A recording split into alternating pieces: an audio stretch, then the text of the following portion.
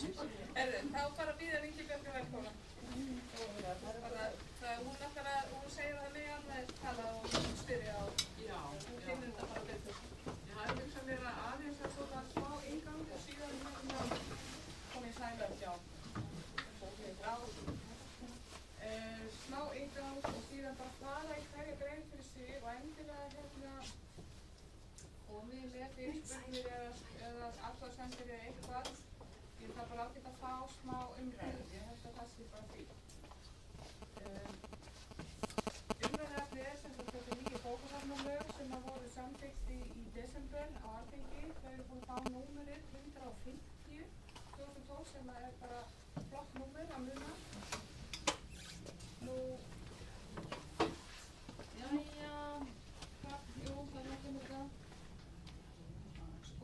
Forsagan er sú að það er búið að vera að horfa á lögin eða lagaumhverfi bókasafna núna í áratug.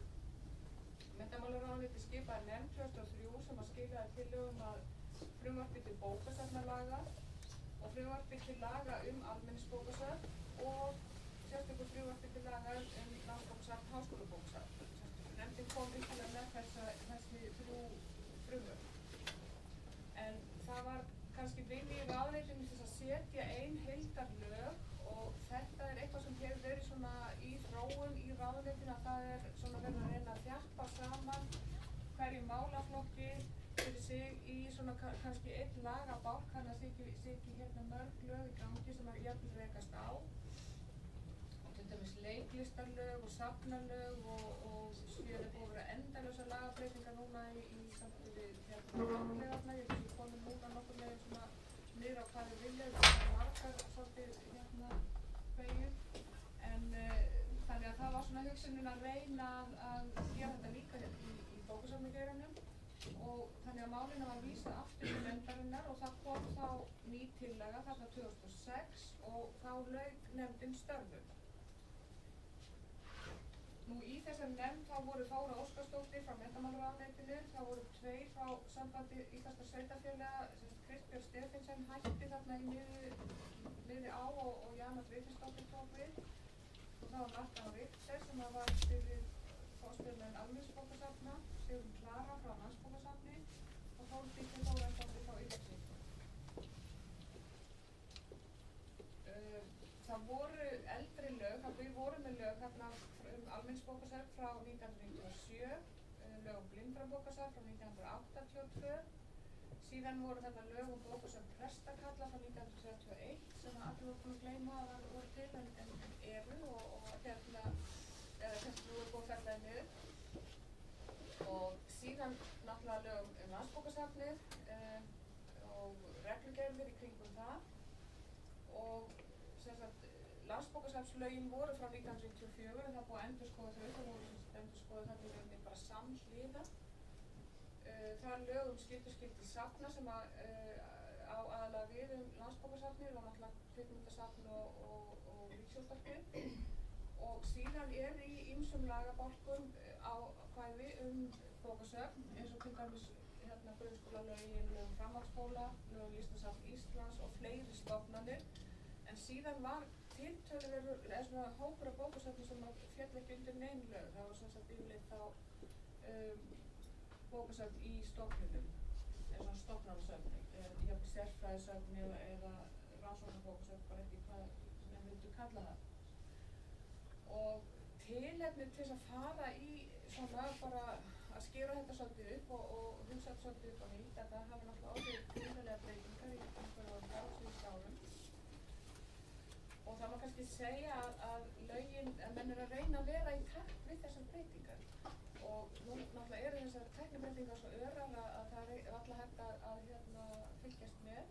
En allavega þarna er þessi bylting í upplýsingatækni og ný vinnubrögð sem við höfum öll upplifað hér.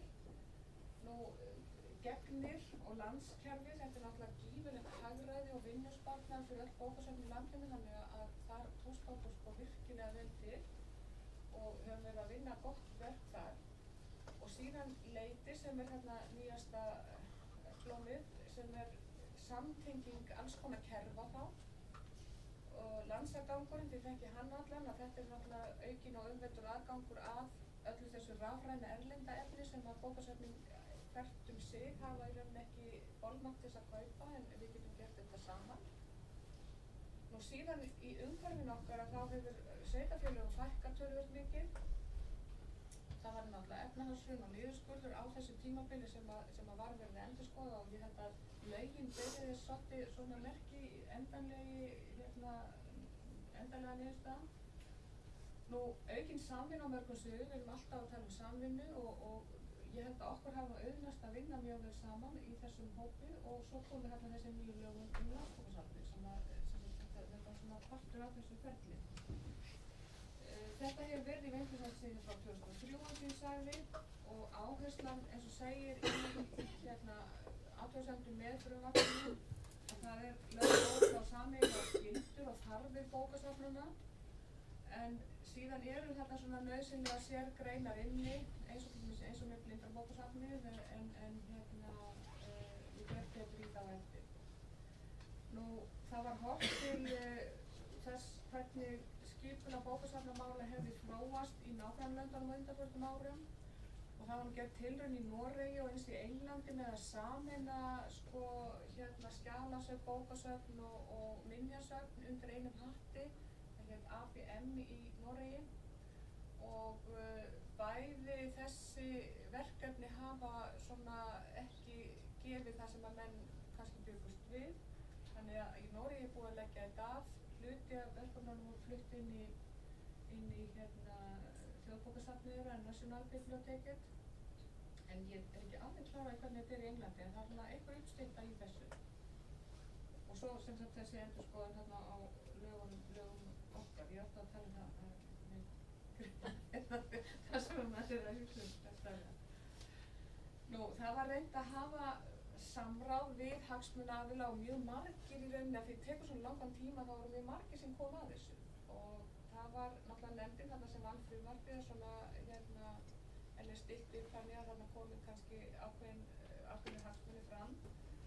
Nú ráðgjafarnefnd málefni almenningsbókasafna, ég held að hún hafi verið alltaf inn í myndinni og komið með athugasemdir, og Samband Íslenskra sveitarfélaga og Upplýsing, stóru söfnin, Landsbókasafnið og Blindrabókasafnið, og þau eru náttúrulega svolítið sérstök vegna þess að þetta eru stofnanir.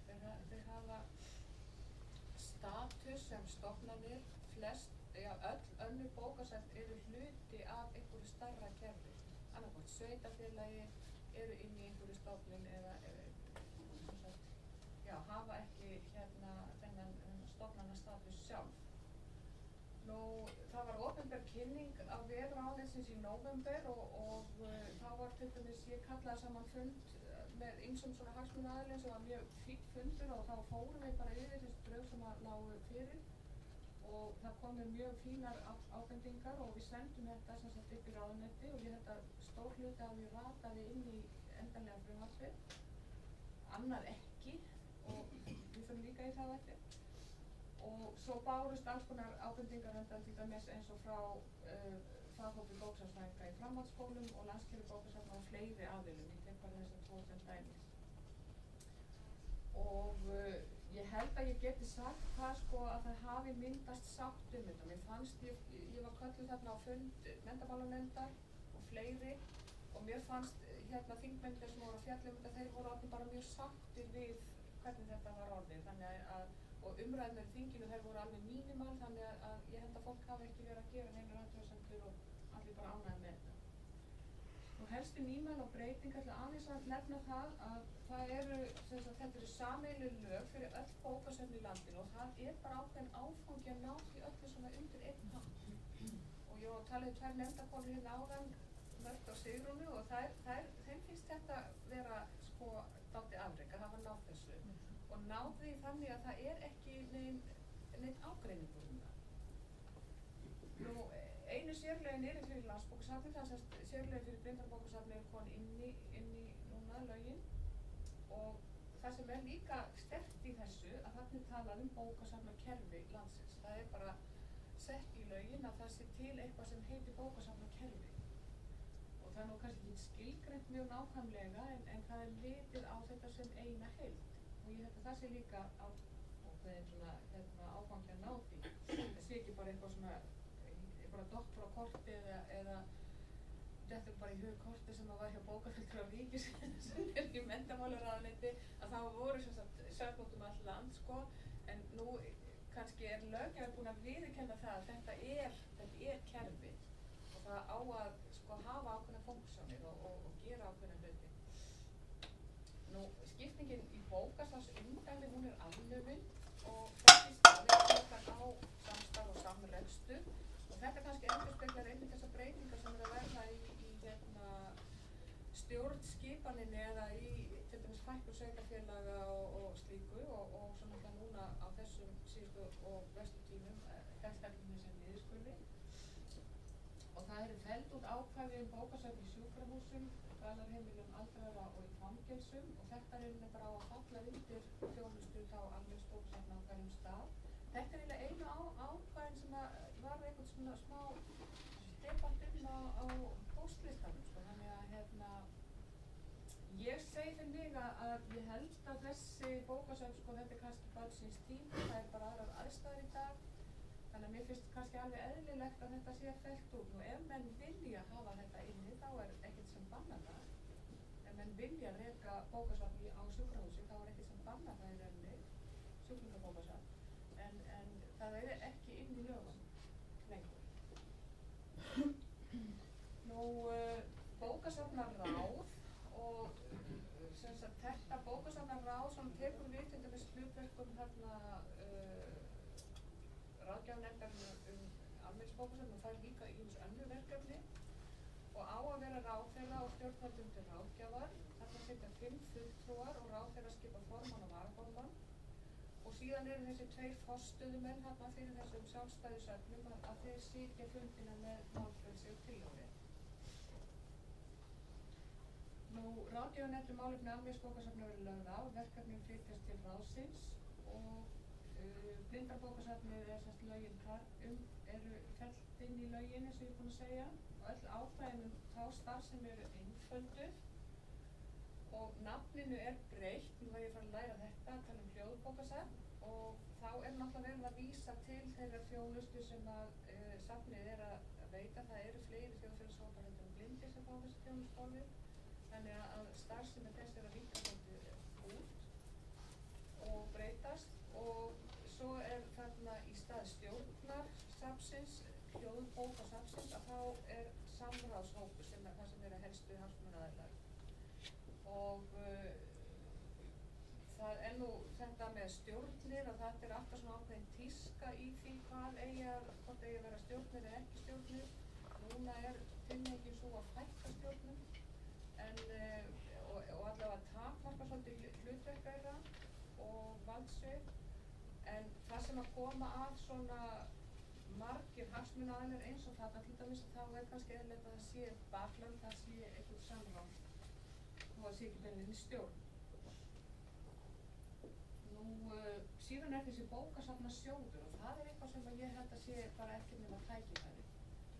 Og hann á að efla starfsemi bókasafna, styrkja rannsóknir og styrkja þróunar og samstarfsverkefni. Og þetta hefur okkur algjörlega vantað. Það eru svona sjóðir í öðrum geirum eins og til dæmis í minjasöfnunum. Það er batterí sem heitir Safnasjóður og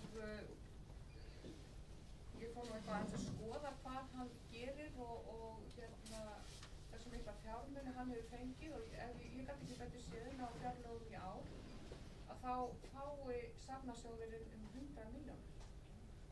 Ég er ekki að segja það við fáum það, en sko, það er eitt af því sem er einmitt með þennan bókasafnasjóð að sko fjármálaráðuneytið það á að skila inn umsögn með frumvörpum þegar þau eru lögð fram eða áður en lögð fram og í umsögn fjármálaráðuneytisins þá er talað þennan bókasafnasjóð og þá er sagt sko einhvern veginn þannig að menntamálaráðuneytið verður að finna fjármagn fyrir þennan sjóð innan þess ramma sem að það fær. Þannig að það er ekki viðbóta fjármagn. Menntamálaráðuneytið þarf einhvern veginn að stokka upp eða henda upp þessum sjóðum sem það er með og kannski skipta þessum fjármunum einhvern veginn öðruvísi. Ég er mjög ánægð að við fengjum helminginn af safnasjóði en ég sé nú ekki alveg að það gerist og væntanlega mun það fólk sem hefur verið að sækja í hann ekki endilega verið að taka það. En þetta er bara baráttumál núna næsta árin að fá einhverja fjármunum þannig inn en bókasafnasjóð.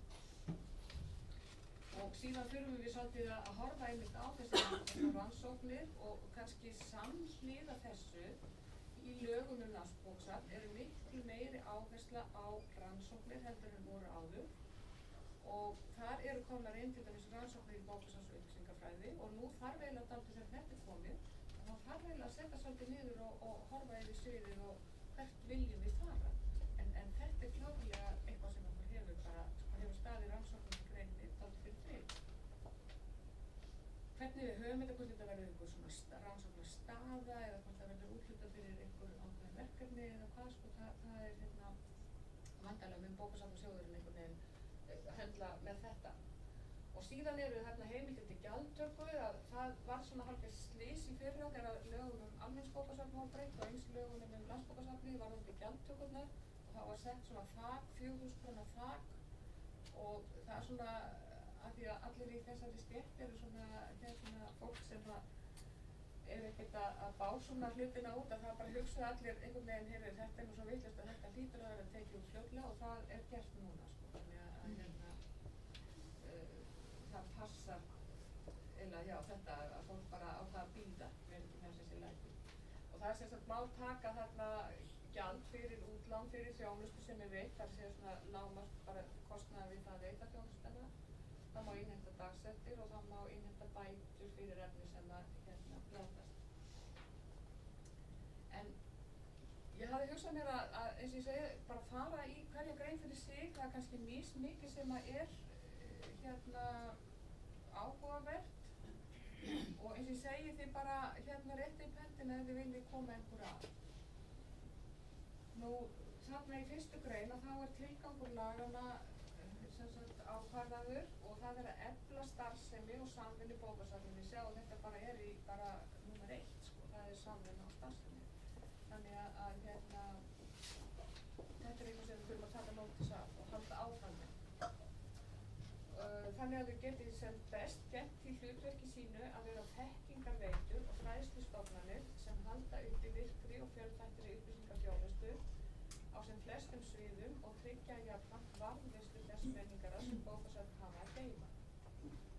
Nú, þessi grein kallast svolítið á við fyrstu grein kannski í lögum landsbókasafn, þar er talað þekkingarveitur og þannig að fólk horfir á þetta fyrir bæri bókasafn í rauninni orði sem þekkingarveitur og síðan man ég að þegar við vorum að ræða þetta þarna fyrir jólum í fyrra að þá var þetta með fræðsluhlutverkið að þá voru allir við borðið mjög inn á því að það yrði að vera, með minnir við höfum bætt í við enn í það sko. Og síðan þessi upplýsingaþjónusta og varðveisla og þarna er náttúrulega sko, sumsöfnin hafa ákveðna varðveislu skyldu en víða út á landi til dæmis þá er ýmislegt efni í bókasöfnunum sem að virkilega skiptir máli fyrir það samfélag sem þau eru að þjóna. Þannig að það skiptir máli að menn horfi á varðveislu hlutverkið víða út á landi. Og líka sko kannski sérfræðibókasöfn sem að það er kannski engin annar sem er með ákveðin hluta af því efni sem þau eru með. Nú gildissviði það er sem sagt til bókasafna samkvæmt lögum þessum teljast Landsbókasafn, Háskólabókasafn og Hljóðbókasafn Íslands. Svo háskólabókasöfn, almenningsbókasöfn, bókasöfn framhalds- og grunnskóla, sérfræðisöfn og bókasöfn í stofnunum sem reknar eru af ríki eða sveitarfélögum eftir því sem við á. Og þessi söfn mynda sameiginlegt bókasafnakerfi landsins, þetta stendur þetta bara skýrt og klárt. Þau skuli taka þátt í samstarfi bókasafna og safnkostur þeirra skal aðgengilegur eftir því sem við verður komið. Upplýsingar safnkostin skuli aðgengilegar öllum. Nú er eitthvað af söfnum sem er ekki til dæmis í gegni og er með lokaðar skrár og maður veltir því fyrir sig hvort þetta sé ekki eitthvað svona sem að ýtir þá á þau söfn að fara inn í gegni. Auðvitað má segja kannski ef að þú kemur á bókasafnið og kemst í skrána þar þá uppfyllir við þetta að vera aðgengilegt öllum, en það er samt takmarkandi. Það væri miklu eðlilegra að það væri allir inn í gegn. Þannig að nú er kannski spurningum að banka á dyrnar hjá þessum aðilum og segja nú erum við komin þetta ákvæðin inn megin, vil ég ekki skoða það að koma inn. Nú, yfirstjórn, það er ráðherra hefur yfirumsjón með stefnumörkun og samræmingu í starfsemi bókasafna sem undir lög þessi falla, og bókasafnaráð er ráðherra og öðrum stjórnvöldum til ráðgjafar málefni bókasafna. Þarna stendur bara ráðherra, það er ekki menntamálaráðherra, og það er svona ein kannski tískan eða stefnan í löggjöfinni núna að það er ekki tiltekið nákvæmlega endilega hvaða ráðherra það er. Það er svolítið verið að breyta, það verið að fækka ráðuneytum og sameina og færa til málaflokka. Þetta skiptir raun og verið engu máli, það er bara sá ráðherra sem fer með málefni bókasafna sem hefur þessa yfirumsjón. Og svo er þetta ráð þarna sem er til ráðgjafar. Bókasafnaráðið er skipað til 4 ára í senn. Þar er Samband íslenskra sveitafélaga á að hafa fulltrúa þarna inni og samtök forstöðumanna almenningsbókasafna, sitthvor fulltrúinn. Upplýsing, félag bókasafns og upplýsingafræða tilnefnir 2 fulltrúa ólíkra flokka bókasafna og 1 fulltrúi er skipaður án tilnefningar. Það er að segja að ráðherra skipar hann eða setur hann inn í nefndina. Varamenn skuli skipaður með sama hætti og ekki er heimilt að skipa sama mann aðalfulltrúa í bókasafnaráði lengur en 2 samfelld starfstímabil. Þannig að fólk getur verið 8 ár í senn og þá er eðlilegt að það fari út og það tryggir svona ákveðna endurnýjun í þessu. Nú varðandi þessa 2 ólíku flokka bókasafna, við höfum alltaf svona verið dálítið í því að fá fulltrúa frá skólasöfnum, frá almenningsbókasöfnum, frá rannsóknarbókasöfnum og svo framvegis. Þannig að þarna er einmitt þessi, það er svona aðeins verið hnykkja á þessu og passa það að þarna komi kannski svona sjónarmið stærstu flokkana inn. Og það má kannski segja sem svo að samtök forstöðumanna almenningsbókasafna þá búið að dekka almenningsbókasafnin og þá væri eðlilegt að upplýsing skipað úr einhverjum öðrum geirum. Nú, ráðherra skipa formann og varaformann úr hópi stjórnarmanna og svo sitja þarna landsbókavörður og forstöðumaður Þjóðbókasafns Íslands á fundunum og hafa málfrelsi og tillögurétt. Og kostnaður af starfsemi bókasafnaráðs greiðist úr ríkissjóði. Ég veit nú ekki nákvæmlega hvað felst í þessu en ég held að þetta þýði að það er greitt fyrir að vera í þessu ráði. Og síðan náttúrulega leggst til alls konar annars kostnaður.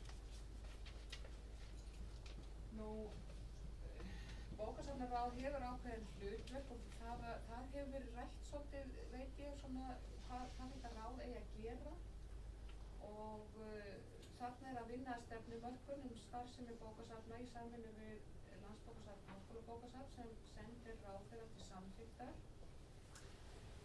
að setja reglur söfnun og úrvinnslu tölfræðilegra upplýsinga bókasafna á Íslandi sem ráðherra staðfestir, að setja bókasafnasjóði úthlutunarreglur sem ráðherra staðfestir og veita umsögn styrkumsögnum úr bókasafnasjóði.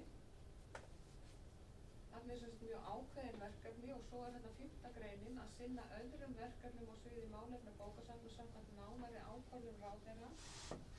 Og þetta var nú rætt aldrei hvort að bókasafnaráðið mætti ekki hafa svona frumkvæði, bara taka mál upp að eigin frumkvæði eða væri eitthvað sem að væri brynni á fólki, en þingmennir voru ekki alveg, þeir kynntu það ekki alveg, þeir virka ráðherra stýrði þessu daldi. En ég hugsa nú að ef að samstarfið er gott að þá geti ráðið alveg komið á framfæri ýmsum málum og þarna alltaf sitja sérfræðingarnir og kannski fylgjast vel með, þannig að ég held að þarna sé hægt að koma ýmsum upplýsingum inn í ráðuneyti í gegnum þetta bókasafnaráð. Það er ekki verið neitt vandamáli að fólk bara vandar sig. Hvað finnst ykkur þetta? Er þið sátt við þetta? Eða er eitthvað sem er bara ómögulegt í því? náttúrulega fallið undir stefnumörkun til dæmis, ef menn vilja Já. hafa ykkur frumkvæði. Já. Já, ég held við höfum alveg svona bara í smugu til þess að vinna þetta bara skynsamlega. Sér fullt af tækifærum í þessu. Já, ég sé það líka. Og tölfræðin til dæmis, sko, það er náttúrulega sko bara kapitúlu sem við skulum bara helst ekki tala mikið og er bara ekki í lagi. Og nú erum við bara komin með það inn í lögin, sko, þannig að nú bara gjörum við allir að fara að vanda sig við að gera áskýrslur. Ekkert að vera að hugsa þetta sem leiðinda verkefni. Og það er eiginlega bara sálgrætilegt og ég svolítið fúl yfir því að akkurat núna þegar við virkilega þurftum á því að hafa góða statistík að þá einhvern veginn hefur þetta dottið niður. Þannig að þetta er ekki leiðindaverkefni, þetta er gott verkefni og þetta á ekki að taka langan tíma og þetta á ekki að vera sko þannig að fólk byrji árið með einhverju fílu að gera áskýrslu. En þetta einmitt fyrir við að vanda okkur í dag. Ég held við höfum alla burði til að gera það. Nú, markmið og hlutverk bókasafna. Það er sem bókasafn eru þjónustu stofnanir sem starfa í þágu almennings og eigenda sinna og eru ekki rekin í hagnaðarskyni. Það allir séu nú svona uppfært í þessu. Sameiginlegt markmið bókasafna sem undir lög þessi falla er að veita aðgang að fjölbreyttu safnefni og upplýsingum á mismunandi formi. Þau skulu efla menningar og starfsemi, menntun, símenntun, atvinnulíf, íslenska tungu, ánægjulestur og upplýsingalæsi. Og ég held að þessi tvö síðustu atriði þarna ánægjulestur og upplýsingalæsi var eitthvað sem kom inn svona á seinni stigum eftir einmitt umræður í þessum hópi að það var alltaf mikið rætt um þetta í hópum sem að mynda þarna í Landsbókasafninu. Og hlutverk bókasafna er að jafna aðgengi að menningu og þekkingu. Áhersla skal lögð á að safnkostur bókasafna endurspegli sem flest sjónarmið. Það er að segja að við eigum ekki að veitskóla, við eigum að taka inn öll sjónarmið og reyna að gera þeim jafn hátt til höfði. Má ég spyrja þig varðandi þessa fyrstu grein að þau séu ekki rekin í hagnaðarskyni, þetta er það komið í veg fyrir að þau séu sett á markað og rekin sem einkafyrirtæki? Já, nei, ég held að sé nú kannski í síðar, sko, þessa grein? Já, sko ég held að þetta sé nú bara, sko, þannig bara verið að horfa á þetta svona, þess að maður kallaði public good. Þetta er eitthvað sem er bara, já, fyrir okkur öll og við höfum öll að geta nýtt þetta með einhverjum hætti og þannig erum við að vinna sameiginlegum verkefnum samfélagsins. Þannig að sko líka til dæmis eins og með þessi umræða sem var þarna gjöldin sko í fyrra eða hitt í fyrra reyndar að sko það er náttúrulega ekki að vera að setja sektir á þess að sko hala inn meiri pening fyrir bókasafn til þess að fólk skilar einhvern tíma. Það er megin tilgangurum í sektornum. Fólk skilir. Ekki að bókasafnin hafi sko 5 milljónir tekjur af sektor. Maður verður að passa sér svolítið einmitt á þessu, að hugsa þetta vel. Nú, 7. grein flokkar safna að þetta kemur kannski hlutverk Landsbókasafnsins sem forystusafn bókasafna landsins.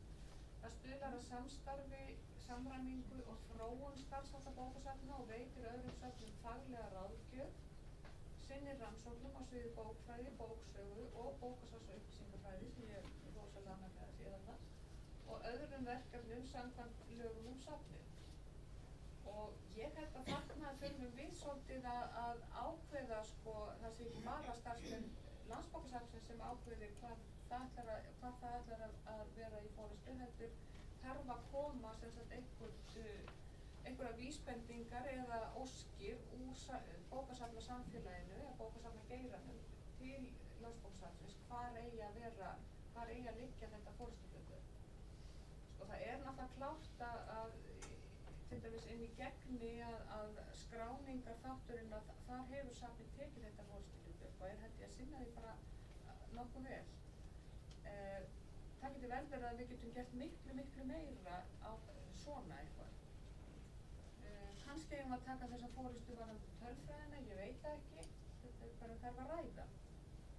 Og ef þið eru með einhverjar aðrar hugmyndir, er eitthvað sem þið myndu vilja að við tækjum eða safnið tæki upp, svo ég sem ekki persónulega gera það. Sko, þið verða að horfa á Landsbókasafnið í rauninni sem tæki fyrir ykkur.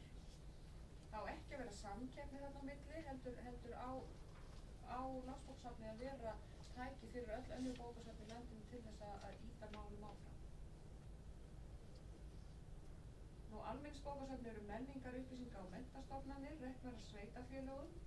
Allir landsmenn skulu eiga kost á að njóta þjónustu almenningsbókasafna og þá væntanlega þarna þessir sem að liggja á sjúkrahúsum eða eru í fangelsum eða annað að þeir sko geti þá fengið þjónustu frá almenningsbókasafni á sínu svæði eða gerður einhver samningur það kemur aftar hérna í hljóðunum það.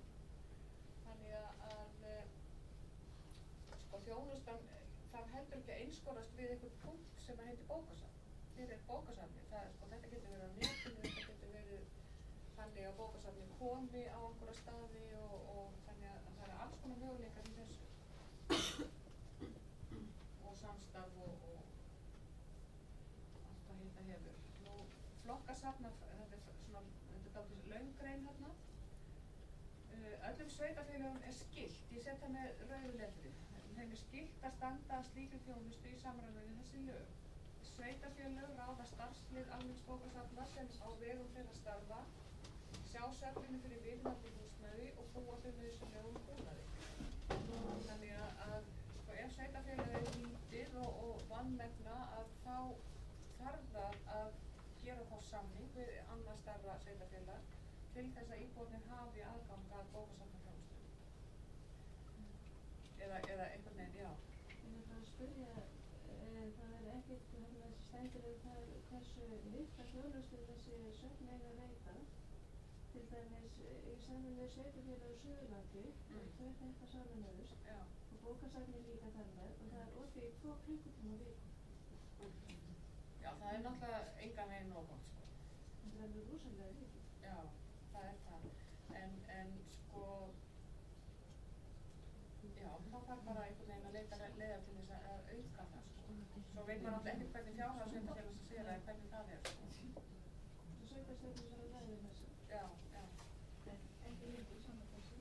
Ég sko, þau eiga að standa að þessari þjónustu, en mann getur náttúrulega sagt fyrir, já, við erum með safn hérna, það er að vísu bara opið 2 tíma í viku, en þannig að sko, auðvitað er það ekki nægjanlegt.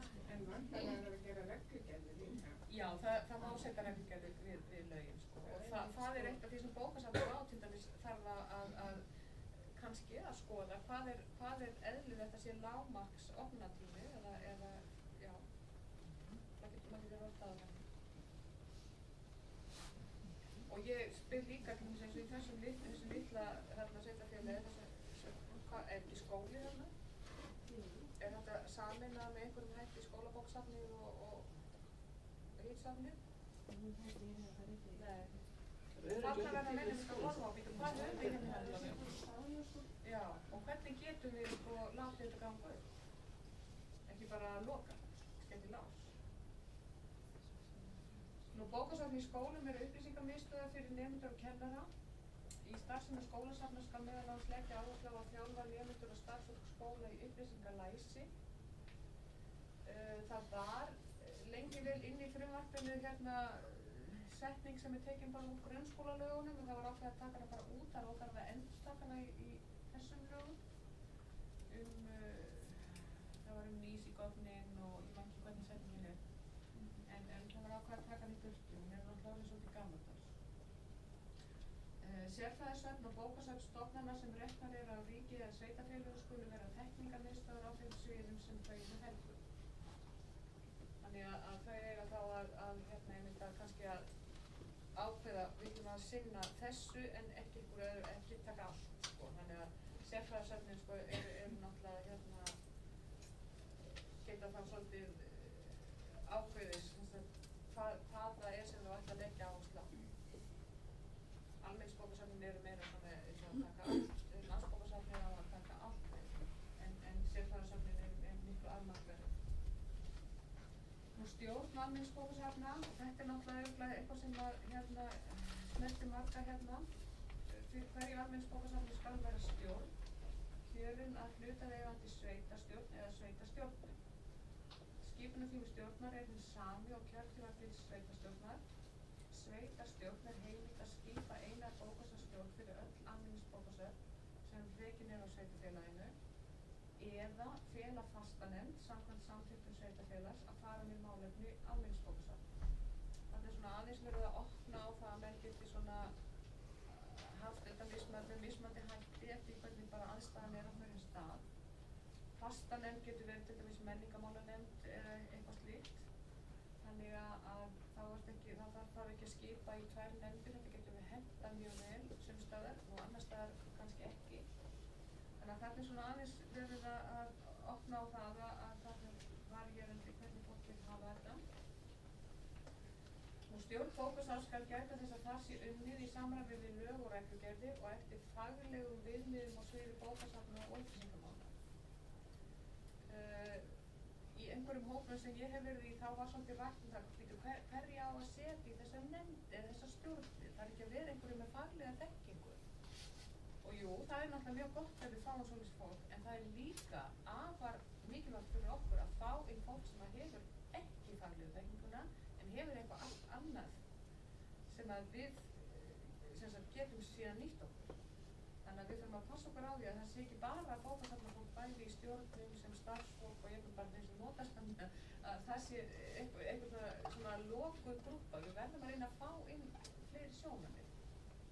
Þannig að ég held að þetta sé allt í lagi, en þarna á stjórnin náttúrulega að passa það að það sé verið að vinna eftir faglegum viðmiðum. Þannig að þá er leitað til sérfræðingana í safninu eða til Landsbókasafnsins eða þá til bókasafnsráðsins eða eitthvað slíkt. Eða jafnvel upplýsingar. En endilega passa það að þarna komi inn bara, reyna að hafa áhrif á það ef við getið í eitthvað sveitarfélagi, að þarna komi inn öflugt fólk, ekki einhverju svona þægilegir, skiljið. 9. greinin, sameining almenningsbókasafna. Sveitarfélögum er heimilt að sameinast rekstur almenningsbókasafns í samræmi við sveitarfélög.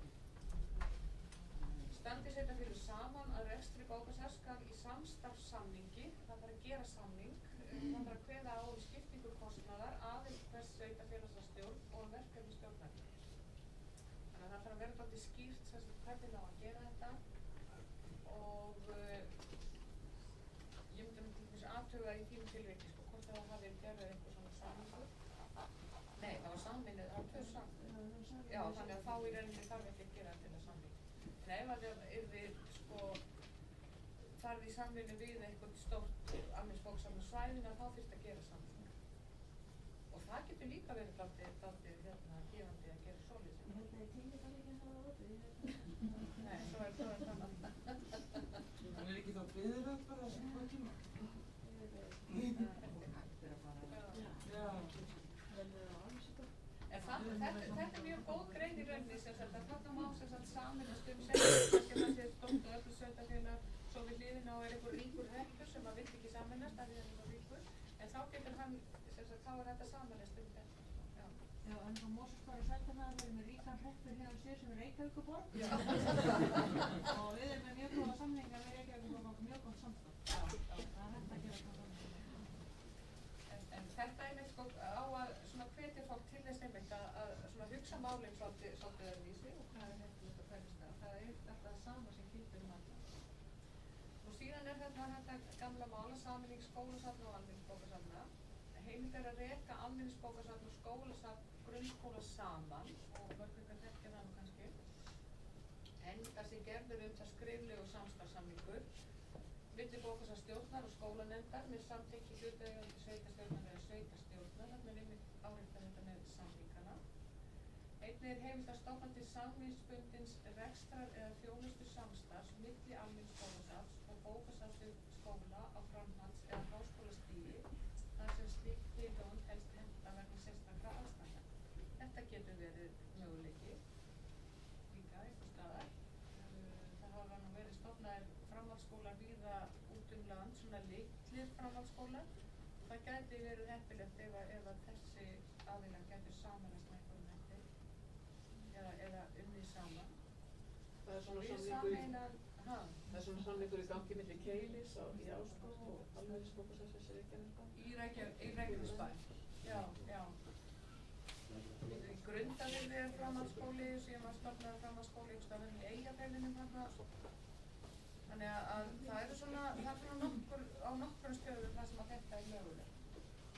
Egilsstöðum, já.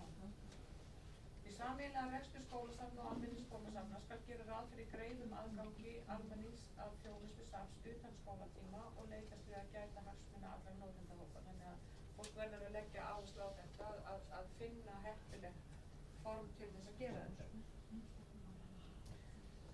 Nú, síðan kemur hann að grein sem að tala töluvert mikið og hérna er þetta greinin starfsfólk og búnað. Forstöðumaður bókasafns skal, ef þess er kostur, hafa lokið prófi í bókasafnsupplýsingafræði. Tryggja skal eftir föngum að bókasafn hafa á að skipa starfsfólki með sérmenntun sem hæfir verksviði safnanna.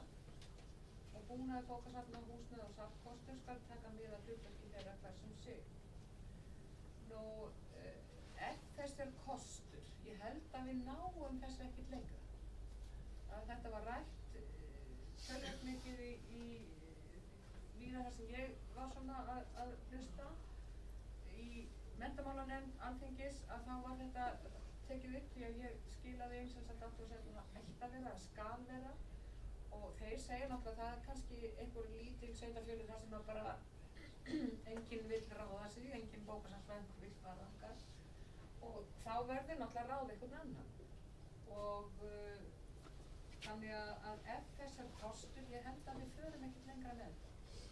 Og þetta er víða þannig að sko þingmennirnir vilja hafa þennan möguleika að sko ef að það aðstæður koma upp að enginn, ekkert endur í þess, sérst bara með bókasafnsfræðinga, bara í öllum greinum.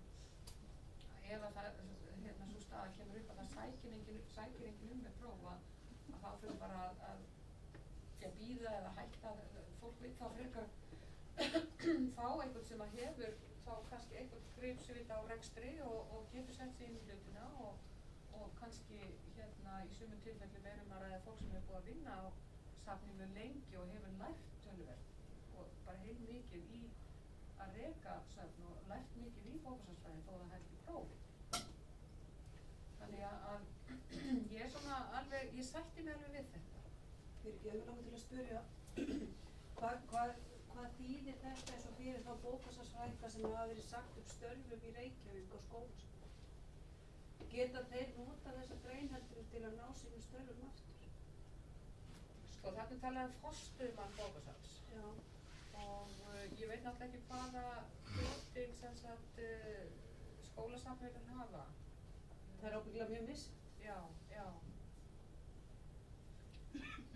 Þetta er verið sem að við sem vinnum á skólasöfnum stöndum fram fyrir. Já, en það er væntanlega vegna þess að þarna er að ræða niðurskurð.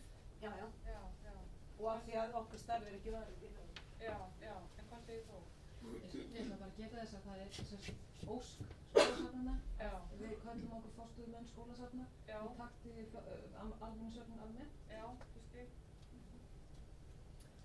En tryggir þetta rétt þess bókasafnsfræðing sem myndi sækja starf á hann það forgang? Eða bókasafnsfræðing sem sækir forstöðunarstöðu?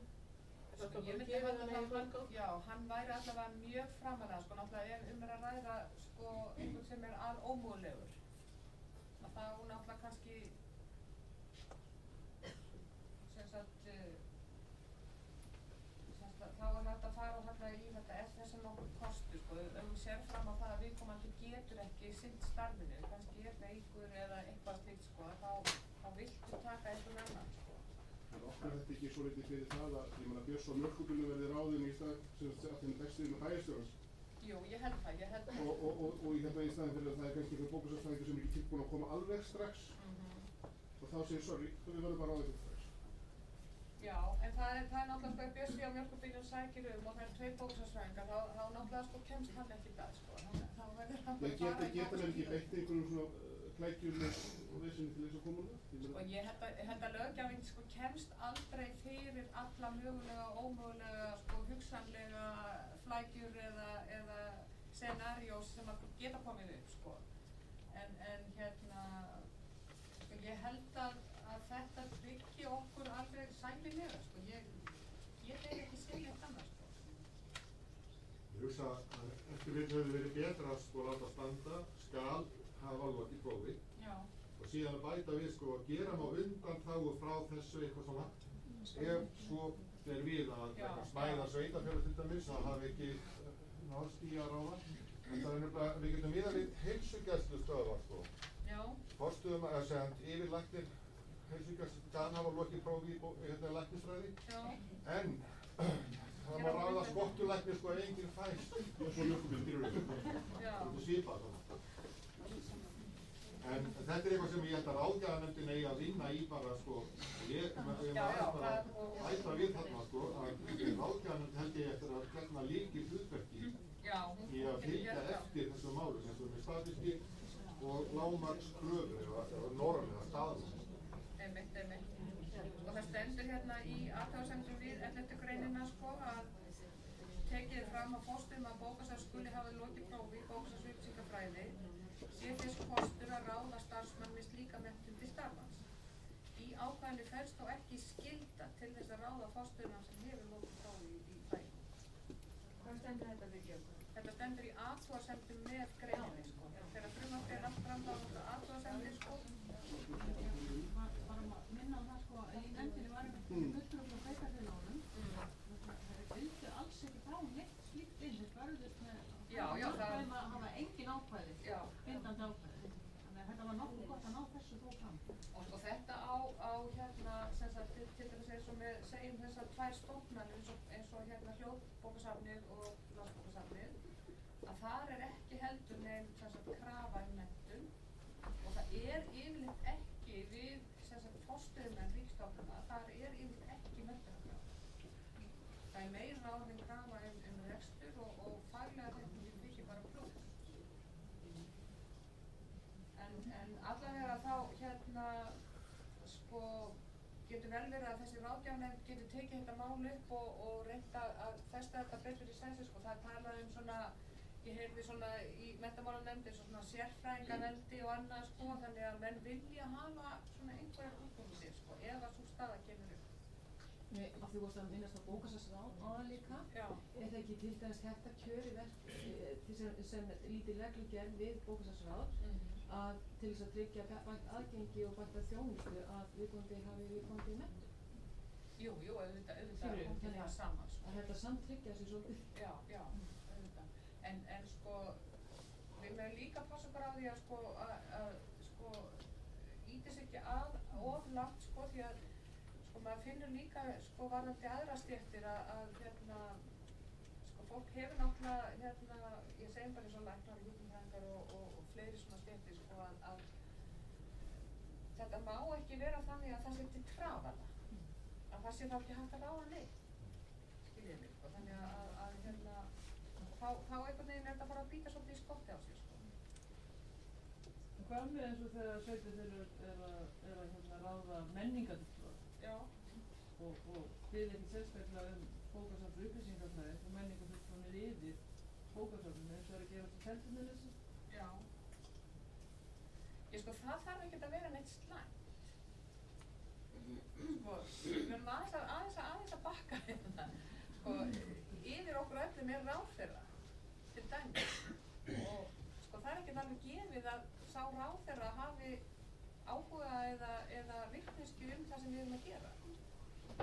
Og sko það vill bara þannig til akkur núna að við höfum þannig ráðherra. En sko til þess eins og menningarfulltrúi sem á að vera yfir eins og þarna á Seltjarnarnesi, ég er reyndar alveg búin að sjá hvernig þetta á að líta út. En auðvitað er þetta afturför, ég tek alveg undir það.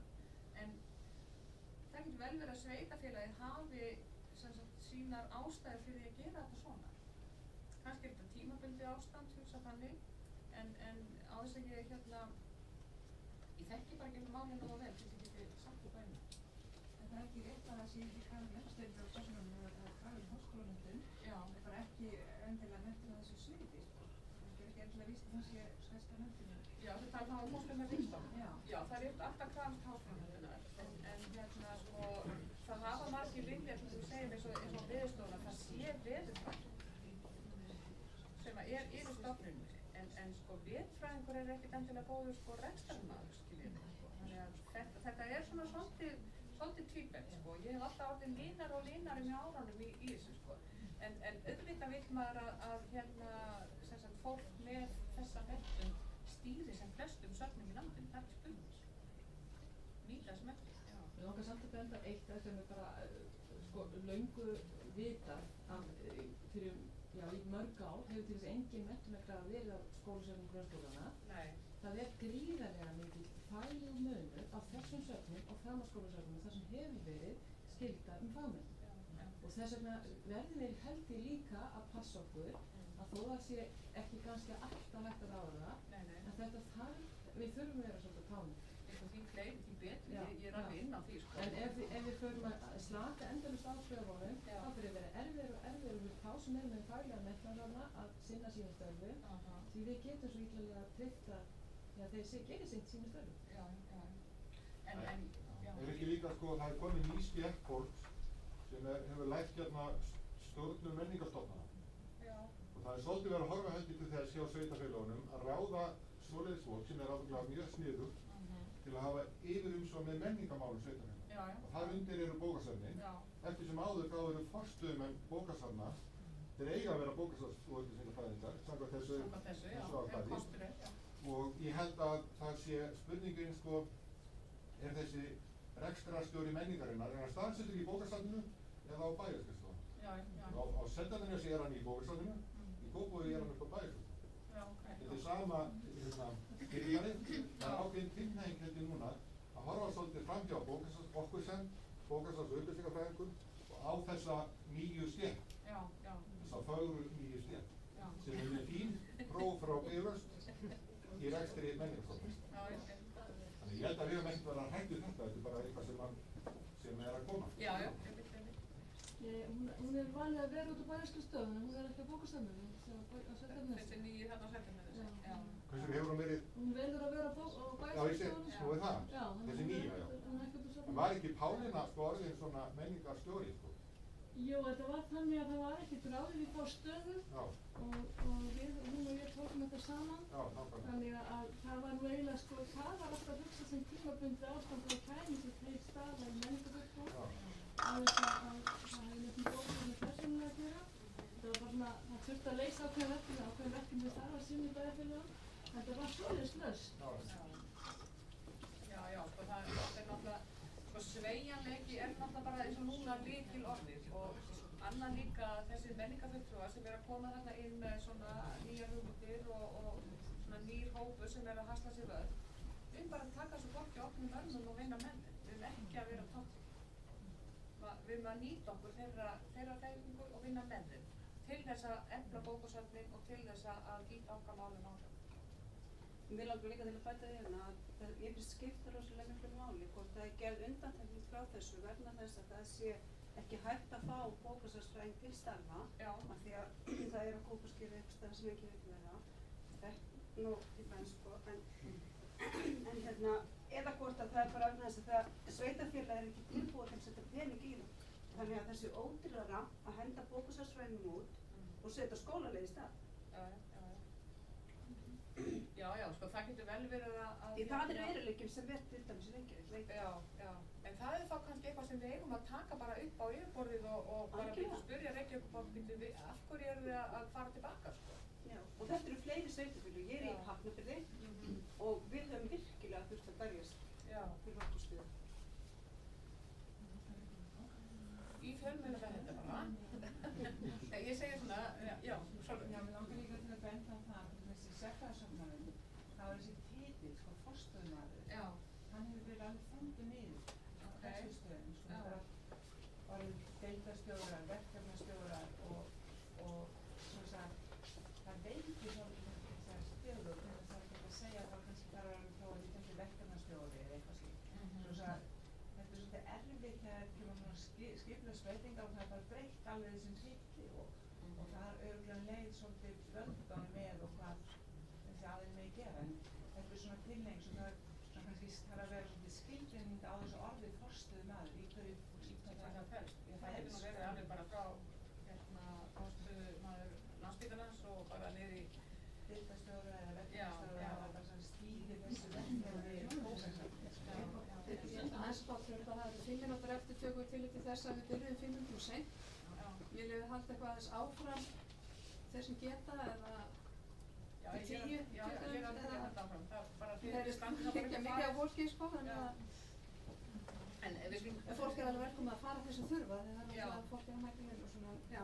Ég held að sko megin niðurstaðan í þessu sko er að við þurfum alltaf bara að gæta okkur, við þurfum að passa okkur og hérna kannski þetta með eins og skólasöfnum það þarf að svona að vekja athygli á þessu þannig að þetta sé ekki bara eitthvað sem er í okkar hópi, kannski taka það aðeins, jafnvel í fjölmiðla eða upp á eitthvað annan plan sko.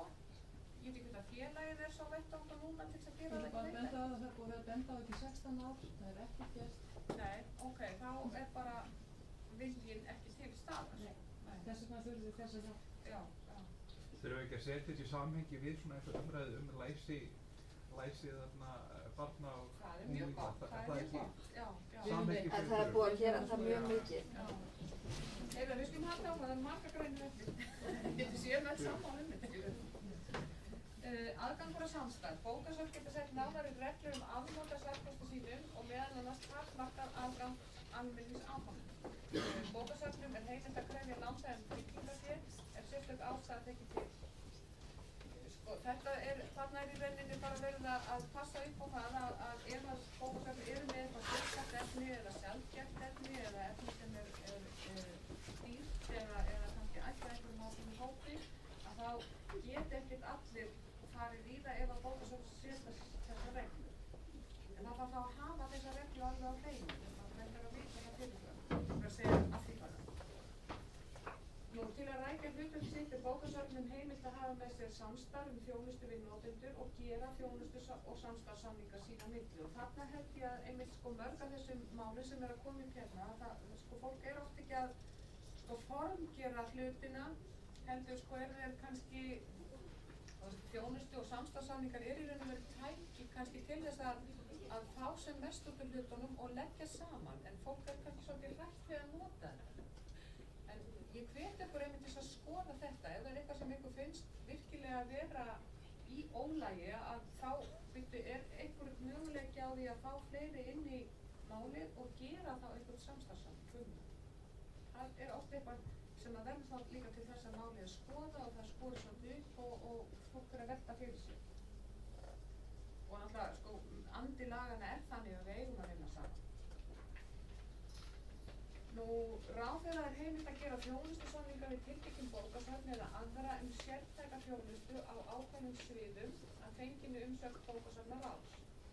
Í slíkum samningum skulu verkefni skilgreind, stjórnun þeirra, lengd samningstíma og hvernig greiðslum til bókasafna vegna þjónustunnar og úttekt á árangri viðkomandi verkefna skuli háttað. Þarna er kannski ráðuneyti vill að kannski einhvern ákveði safnsinni einhverjum tekið sem dæmi eins og Landsakangurinn að Landsbókasafni hefur náttúrulega verið með þjónustusamning það að vísi var til breytt núna þannig að þetta komið inn í lögin. Og við getum tekið þetta tölfræðiverkefni, hugsanlega hægt að gera fela einhverjum ákveðnum safnum að vinna það eða einhverjum ákveðnum aðilum þannig að það getur þá verið hendur að búa til þjónustusamning um það. Og það getur verið ýmis fleiri atriði þannig að það er alveg opið að nota þessi þjónustusamninga. Og tölfræði upplýsingarnar, bókasafn skulu árlega láta ráðuneytinu í té skýrslu fjármál sín og starfsemi í samræmi við reglur sem bókasafnaráð setur og ráðherra staðfestir. Og ráðuneytinu er heimilt að fela öðrum aðilum með þjónustusamningi, við þeirra, að hafa umsjón með söfnun og úrvinnslu tölfræðilegra upplýsinga bókasafn á Íslandi í samræmi við framangreinda reglur. Þetta sé alveg skýrt. Síðan kemur þetta hljóðbókasafni, hlutverk. Hljóðbókasafni er í eigu ríkisins og fer ráðherra við yfirstjórn þess. Hlutverk Hljóðbókasafns Íslands er að sjá þeim sem ekki geta fært sér venjulegt prentaletur í net fyrir bókasafnsþjónustu með miðlun á með miðlun á fjölbreyttu safnefni, þar á meðal námsgögnum í sem bestu samræmi við óskir og þarfir notenda. Þetta sé svona nokkuð skýrt. Hljóðbókasafn Íslands skal hafa samstarf við aðila sem standa að skipulagningu bókasafnamála, þá sem vinna að framleiðslu og dreifingu námsefnis og þá sem starfa að málefnum blindra og sjónskertra og annarra hópa fatlaðra sem njóta þjónustu safnsins til að rækja hlutverk sitt sem besti safninu heimilt að gera þjónustu samstarfssamninga við slíka aðila. Það er kannski verið að tæpa á þeim hópum sem að koma kannski mest að þessum rekstri eða hafa hagsmuna að gæta. Og kostnaður við starfsemi Hljóðbókasafns Íslands greiðist úr ríkissjóði eftir því sem ákveðið er í fjárlögum og tekjum safnsins skal varið í þess þágu. Það er stundum þannig með stofnanir að tekjurnar renna beint í ríkissjóð og stofnunin sjálf hefur engan hag af því að bæta þjónustuna eða ná inn meiri tekjum. En í þessu tilfelli er það þannig að tekjurnar renna beint í safnsins sjálf sem ég held að sé mjög gott. Nú, ráðherra skipar forstöðumaður Hljóðbókasafns Íslands til 5 ára í senn, þar forstöðumaður hafa háskólamenntun og staðgóða þekkingu á starfssviði safnsins. Þarna kemur fram einmitt þetta með forstöðumennta og háskólamenntun. Forstöðumaður stjórnar starfsemi og rekstri Hljóðbókasafns Íslands, hann ræður starfsmenn þess og er í fyrirsvari fyrir safnið. Og þetta er bara í samræmi við lög réttindi og skyldur opinberra starfsmanna að yfirmenn sem sagt sjá ráðningar og eru með starfsemina og reksturinn alveg á sínum smerri. Þú bæti eitthvað við þetta? Já, eða hvað þér finnst? Út ánægmennska. Já, út ánægmennska, já, en þá kemur þessi samráðshópur sem að kemur þannig sem hefur ákveðna hlutverk. Já, það er það sem maður er alltaf að leita eftir. Og þarna er þessi 6 manna samráðshópur málefni Hljóðbókasafnsins og skal einn fulltrúi tilnefndur af Blindrafélaginu, samtökum blindra og sjónskertra á Íslandi, einn af félagi lesblindra, einn af félagi íslenskra sérkennara, einn af upplýsingu, félagi bóknáms- og upplýsingafræða og einn af þjónustu og fengarmiðstöð fyrir blinda, sjónskertra og daufblinda einstaklinga. Varamenn skulu skipaðir með sama hætti og ekki er heimilt að skipa sama aðalmann í samráðshópnum lengur en 2 samfelld starfstímabil. Það reynda kemur ekki fram það vantar inn laun. Ég fatt að þegar ég var að skoða þetta, það er ekki talað um 4 ár eins og með stjórnir almenningsbókasafna. Það er einhver lapsus þarna en ég held að allir reikna með þetta síðan 4 ár. Það skal bara hent inn á síðustu stundu eða sko. Já. En sko, já, sem sagt þessi stjórnamál sko í stjórnkerfinu að það er verið að draga mjög úr þeim sko stjórnamál og hætta með þau. Nú ráðherra skipa formann og varaformann úr hópi tilnefnda fulltrúa og samráðshópurinn er forstöðumanni Hljóðbókasafns til samráðs og ráðgjafar stefnu safnsins og önnur málefni er varða starfsemi þess og forstöðumaðurinn situr fundi hópsins með málfrumsjá og tillögur. Þannig að þetta er bara mjög eðlilegt að saman.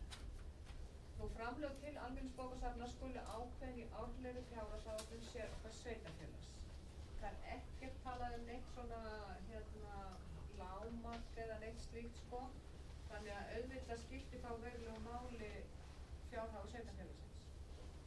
Þannig að menn geta svona einmitt verið með ýmsar opið 2 tíma á viku og slíkt. Nú framlög til bókasafna í skólum og stofnunum og sérfræðisafna skulu ákveðin í árlegri fjárhagsáætlun viðkomandi skóla, stofnana eða eigenda sérfræðibókasafna.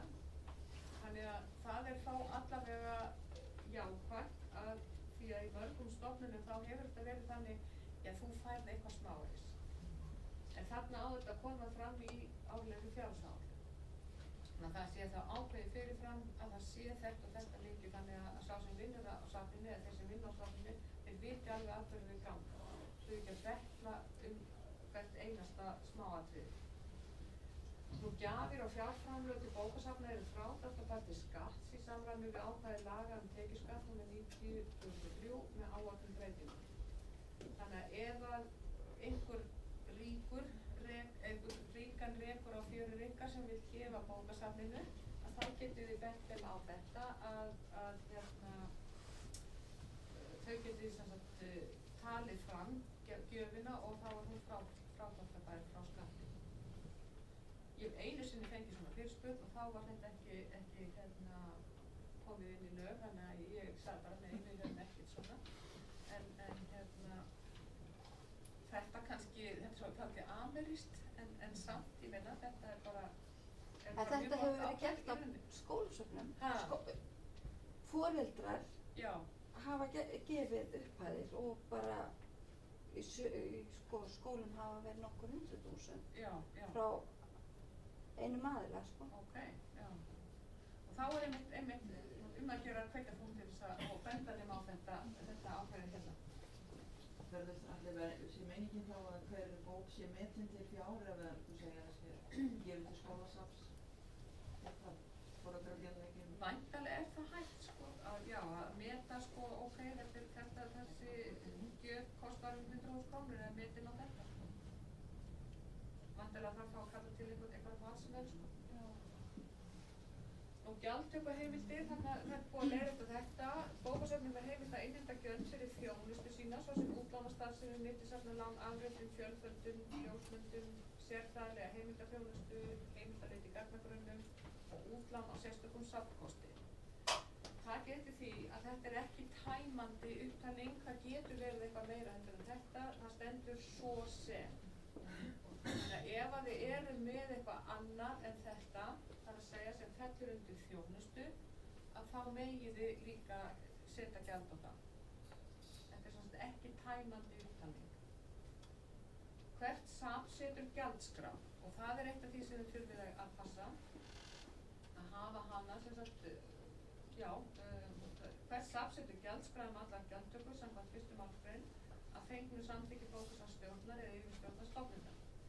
Umrædd gjöld skulu ekki vera hærri en raunkostnaður viðkomandi safns vegna þjónustunnar og er ætlað að standa straum af eftirfarandi kostnaðarþáttum við hana, launum starfsfólk sem að sinni þjónustunni og sérstökum efniskostnaði vegna þjónustunnar. Þetta er bara hinn venjulega leið til þess að ákvarða hvað hlutirnir eiga að kosta hjá opinberum aðilum, þetta er það sem gildir allstaðar, þannig að það er ekkert hægt að smyrja ofan á það, þannig að ef einhver kemur og spyr af hverju kostar 50 krónur að fá ljósið, að þá verður það geta rökstudda. Þið verður að hafa einhvern útreikning á bak við alla gjaldsetningu sem að við erum með. Þannig ef fólk vil spyrja þá þurfum við að geta rökstudda. Bókasöfnum er heimilt að innheimta dagsektir fyrir afnot safnefnis fram yfir skilafrest og bætur fyrir safnefnis sem glatast eða skemmist í meðferð notenda. Hvert safn setur sér reglur innheimtu dagsekta og bóta að fengi samþykki í bókasafnsstofnana eða yfirstjórnarstofnana, þannig að það þarf alltaf að leggja þetta fyrir á fundi. Það er líka bara gott, þá bara ákveðið samráð hlutina. Skal í þeim kveðið á að dagsektir sem lagðar eru á hvern lánþega vegna tiltekins safnefnis eða bætur sem innheimtar eru vegna þess megi mest nema innkaupsverði viðkomandi efnis. Þetta á ekki að vera tekjulind, sem sagt. Þá er bókasafni heimilt að mæla fyrir að sé safnefni ófáanlegt skuli verðmetið að álitum og það mat lagt til grundvallar við ákvörðun bóta eða sekta. Eftir atvikum alltaf 50% álagi á sektir eða bætur ef mikilvægt efni er að ræða. Og svo kemur hérna mjög mikilvægt atriði, gjaldskrá samkvæmt 2. og 3. málsgrein skal birta notendum á aðgengilegan hátt. Það er bara að vera á skemmtunum hjá okkur, það þarf að vera á heimasíðunni, helst á síðu 1 bara eða linkur strax inn. Þannig að það fari ekkert á mikið mála, það er gjaldskrá og þið þurfið að geta rökstutt þarna ef að fólk spila eftir því. Því enginn náttúrulega vill borga eitt eða neitt. Og það er alltaf einhverju sem koma og spyrja. Nú síðan er bókasafnasjóðurinn, já, sem að hérna nú margir sem vísa því, náttúrulega bókasafnasjóður hefur það hlutverk að efla starfsemi bókasafna sem falla undir lög þessi. Í þeim tilgangi styrkir sjóðurinn skilgreindar rannsóknir og þróunar og samstarfsverkefni á sviði bókasafna og upplýsingamála. Sjóðnum er einnig heimilt að styrkja önnur verkefni til að efla faglegt samstarf bókasafna, meðal annars alþjóðleg samstarfsverkefni sem bókasöfn sem undir lög þessi falla taka þátt í. Og tekjur bókasafnasjóðs eru framlag ríkissjóðs eftir því sem ákveðið er í fjárlögum og ég held núna í þessum fjárlögum þá eru engin peningar í sjóðnum og önnur framlög. Þannig að við vantar að verðum að bíða í 1 ár. En þarna þarf sem sagt bókasafnaráðið að skilgreina svolítið hvað það er sem á að falla undir þetta og hvað á að vera í forgangi. Styrkveitingastyrkir í bókasafnasjóði eru ákveðnir í samræmi við úthlutunarreglur sjóðsins samanber 3. tölulið 5. greinar. Það var ráðið og úthlutunarreglurnar er sem að bókasafnaráðið á að setja. Síðan er hægt að krefjast endurgreiðslu hafi verkefni sem hlotið hefur styrk ekki verið unnið í samræmi við umsókn og þau gögn sem styrkveiting var byggð á hafi verkefni ekki verið unnið samkvæmt skilmálum bókasafnasjóðs eða lokaskýrslu ekki verið skilað innan árs frá áætlun loku verkefnis. Þannig að það að skila af sér og þetta þurfa að vera alvöru verkefni. Ráðherra úthlutar styrkjum úr bókasafnasjóði að fengnum tillögum bókasafnaráðs og styrkjur úr bókasafnasjóði undanteknir tekjuskattur. Þannig að ef einhverjir einstaklingar, það er ekki endilega bara bókasöfn sem geta fengið úr sjóði, einstaklingar geta það líka, þannig að ráðherra úthlutar að borga tekjuskattar sem styrkjum fá. Ráðherra er heimilt að setja í reglugerð nánari ákvæði framkvæmd laga þessara í heild eða einstaka viðstæður og það var hún undir reglugerð áðan. Þannig að vantarlega það er bókasafnaráðið svona þegar kannski aðeins liði frá og fólk sér að eitthvað þarf að myndja þetta á hlutunum og þá fer bókasafnaráðið í það og lögin öðlast þegar gildi og þá falla úr gildi lögum almenns bókasafn og lögum bindabókasafn og síðan er breytt 8. grein laga landsbókasafn þar að segja hún verður eins og þetta er heimilda gjaldtökuna. Þannig að hún verður bara eins sú grein hjá landsbókasafninu og svo er ákvæði til bráðabirgða að störf starfsmanna Blindrabókasafns Íslands flytja eftir Þjóðbókasafns Íslands og fela lögin ekki í sér breytingar stöðu og reiknum með það. Þannig að þetta er nú allt saman. Er ekki rána með þetta?